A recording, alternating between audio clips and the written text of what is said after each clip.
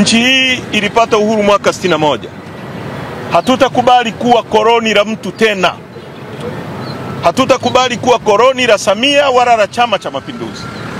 Hilo jambo haliwezekani kwenye nchi hii. Hii ni nchi yetu sote, lazima tuheshimiane, ni nchi ya kidemokrasia na lazima watu wasikilize.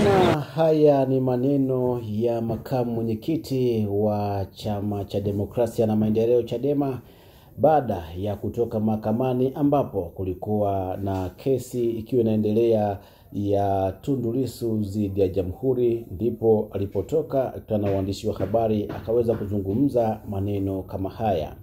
Bila shaka zile kauli za kusema kwamba wanataka waingie kwenye maridhiano zitakuwa ni ngumu kutokana na misimamo ya viongozi wa Chama cha Demokrasia na Maendeleo. Taarifa hizi ni taarifa ambazo zimekuwa zikisambaa sana kwamba kuna mpango wa maridhiano na Chadema wako tayari kufanya hivyo, lakini mwisho wa siku Bwana John Heche, makamu mwenyekiti wa Chama cha Demokrasia na Maendeleo, ameendelea kutilia mkazo juu ya misimamo yao kuelekea kwa ajili ya hali inayoendelea kwenye nchi ya Tanzania.